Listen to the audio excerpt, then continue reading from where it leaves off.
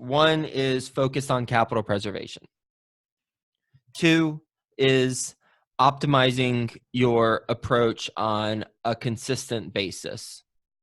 And three is having a vision for the future.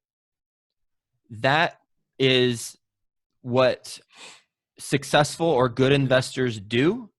And the opposite is what bad investors don't do, or bad investors don't do that.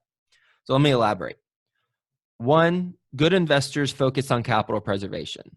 Good investors know that it's a lot harder to be financially independent and financially abundant if you lose money on transactions compared to trying to make money. So if we focus on capital preservation first, preserving the money that we have earned, and then growing it, that's going to be a more effective approach. So it's not just talking about it. It's about how it's practically implemented in your underwriting, in your management, in the market selection, in the sub-market selection, in the team that you surround yourself with. It's all those different things that are make a deal vulnerable to losing money. Being aware of all those different touch points or vulnerabilities for how you could lose money is necessary in order to be focused on capital preservation. Mm-hmm. So there's an awareness that must be present for all the different ways you could lose money. And there's a conscious effort to preserve your capital and mitigate the risks in each of those areas. And we've talked about the different areas on previous calls and in other formats, blogs, etc. And that's not really the purpose of this episode. But capital preservation, number one. Number two is optimizing as you progress. And basically what I mean by that is when you mess up, learn from it and then fix it moving forward. Mm-hmm. When we do that, when we learn from our mistakes as they come, which they will come in varying degrees, then we're not repeating those same ones, and we continue to progress and get better and better and get stronger and stronger and get bigger and bigger. And the third is having a vision for the future. And that comes into play by listening to podcasts like this one, learning from the guests that I interview. I learned so much from the guests that I interview. I mean, it's incredible. And that helps me and Ashcroft, my company,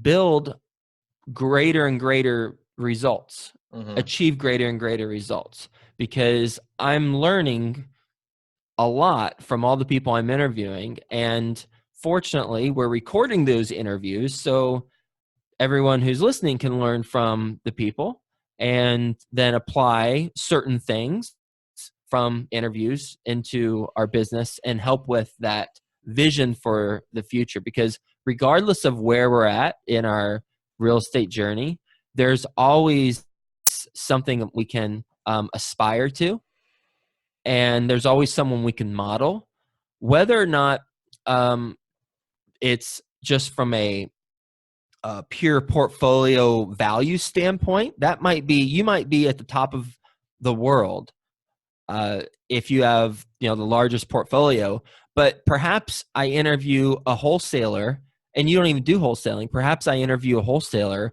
who has a system set up with their team, or they have a way to find off-market deals that can be applied to what you're doing to enhance your portfolio.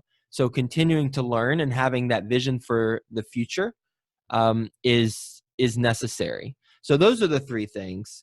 One, capital preservation being the focus. Two, optimizing. And then three, having a vision for the future. That's what good investors, and not to split hairs here, but good isn't good enough in today's world.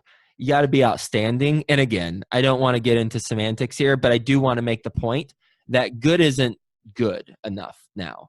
We need to, because of the competition, and I live in a world of abundance. So when I say competition, I'm not talking about cutthroat stuff, but I am talking about there is competition.